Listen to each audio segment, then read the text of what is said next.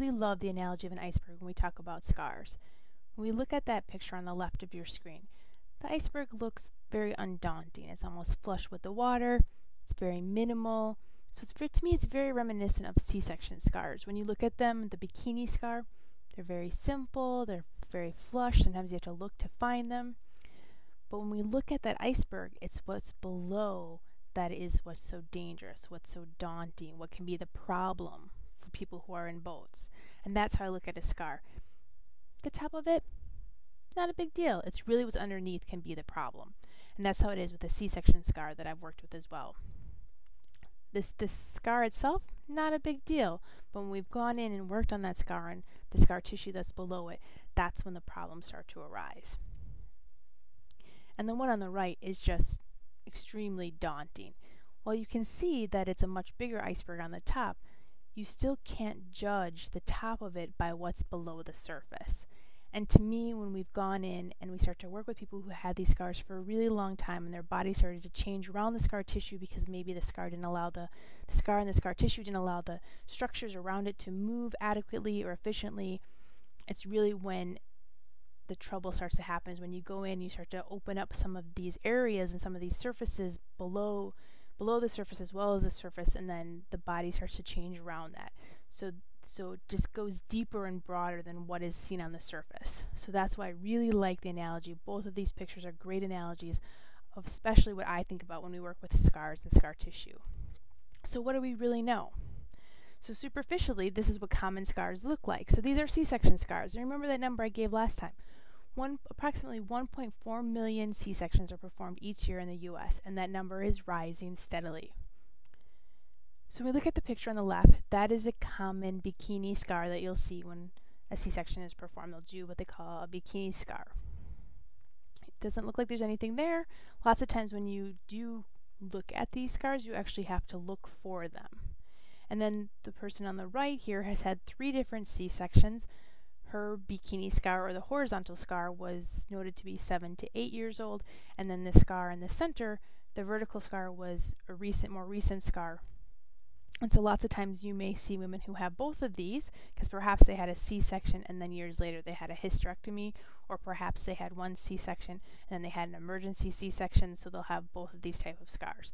But oftentimes the older hysterectomy scars will be this vertical scar. Another common abdominal surgery here in the U.S. is cholecystectomy, the removal of the gallbladder, and statistics I could find said that there were about 500,000 of those each year. And so this scar was noted to be 20 years old. You can see it's quite large, maybe 4 or 5 inches, where they went into the right side. And lots of times, most often these days, these are performed laparoscopically, so you'd almost have to find where they had gone in to do the removal of the gallbladder. But this is one 20 years old. Now these are scars from a laparotomy where the hysterectomy was performed. And you can see by my arrows there are 3 darkened areas on this woman's abdomen. This is a patient of ours. And what they do is they go in those 3 areas, the right and left are where they go in and they use the instruments to take out or cut away the uterus from the supporting ligaments. And then the middle one is used for the camera and the light so they can see what they're doing. They'll go in, they'll put air in the abdomen so they can open it up and see better what they're doing. And then for this particular surgery, they go in, they cut away the uterus from the supporting ligaments, and then they go ahead and they'll just slide that out through the vagina. They go ahead and sew that up. This patient here actually had some adverse reactions and developed some scarring on the inside of her vagina from that surgery. So this woman here is actually, her scar is a picture of from her bowel resection that was 7 years post her C-section. So she has both, again, that vertical scar and the horizontal scar. She had a C-section and then 7 years later when experienced extreme onset, quick onset of abdominal pain. They went in and they had found that her small intestines had been strangulated by scar tissue, and the scar tissue had actually adhered her uterus to the front of her sacrum. And in the middle, the small bowel had gotten strangulated. So that's her scars from that. So what does the research tell us? It says that there's significant scar tissue that can be formed in just 6 weeks after a laparotomy of the abdomen. So where did that come from? When I was at the Fascial Congress in Vancouver this year, Dr. Michael Diamond of Wayne State University, who specializes in fertility, showed us 4 different studies in which they had women come in, and the purpose of them coming in was to see if they were good candidates for fertility. So they did this laparotomy, and then they went back in 6 weeks later to see how much scar tissue had formed, and if a significant amount of scar tissue had formed, then these people would not be good candidates. And so what each of the 4 studies found, between the 4 studies, 70 to 100% of the people had formed significant scar tissue in just 6 weeks from a laparotomy, which is considered a minimally invasive surgery. Scar tissue and adhesions under the surface cannot be seen without opening up the surface.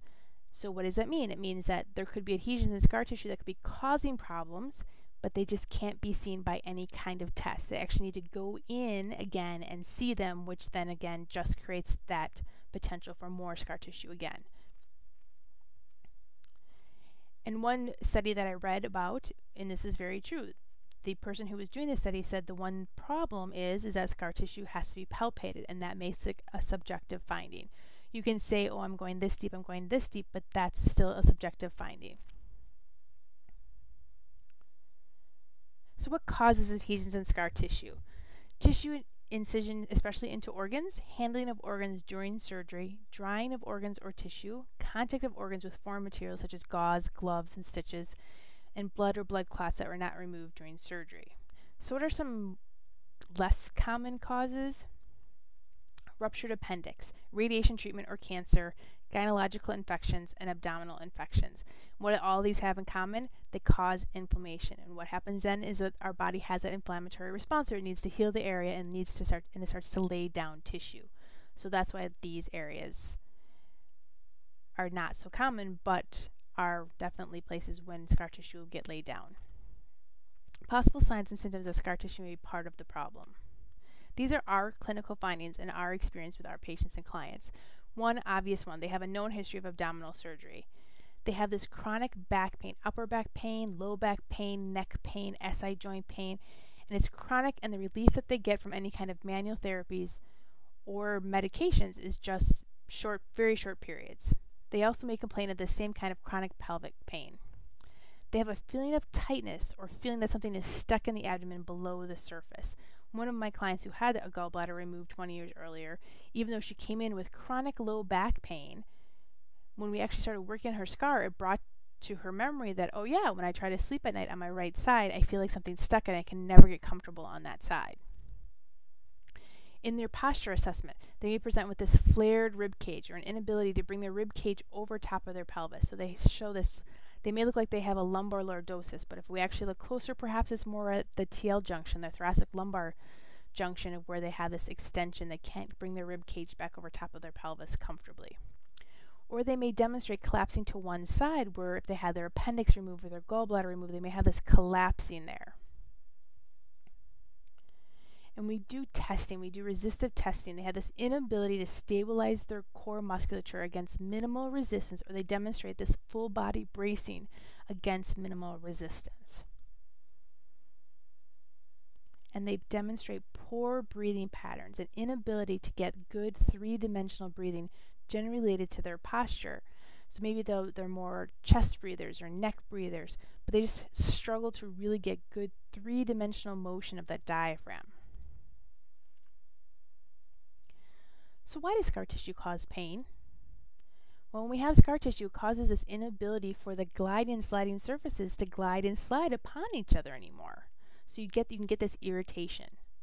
And then we don't have this beautiful glide and slide of the tissue, all of a sudden it creates this inefficient movement patterns and compensation patterns. And this can in turn create further tissue damage. And then, worst case scenario, it starts to compress and strangle other structures. So we can see that the tissue itself, it's not what causes the pain, but it's the properties of the tissue getting things stuck that starts to create more problems and pain. And those more serious complications that I mentioned, the strangulation of the fallopian tubes and strangulation of the intestines, which can be life-threatening if not treated. And then this in turn leads to more surgery and just creates this cycle of more and more scar tissue. So how can massage therapists help? This is what we're going to talk about a little bit more next time, and I'm sure it's starting to become more obvious. We're going to talk about how abdominal surgeries affect posture and why that is. We're going to start to look at assessing posture. We're going to talk about some of those things that I started to talk about that flared rib cage. It's really a big one that we see. And then we're starting to look at assessing their movement and assessing their core stabilization.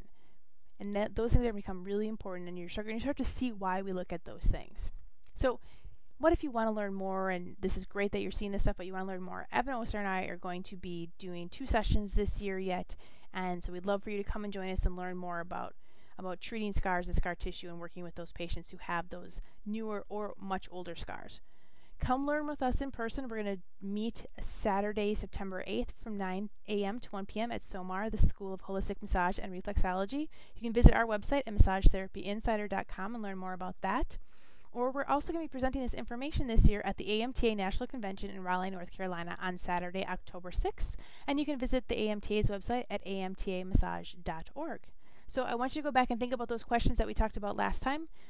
Have you found some of those clients who have old scars that perhaps you haven't treated, or you treated and stopped? Or have you started to look at their posture and seen some of the things that we're talking about? Think about that a little bit more and start to get that analogy of that iceberg.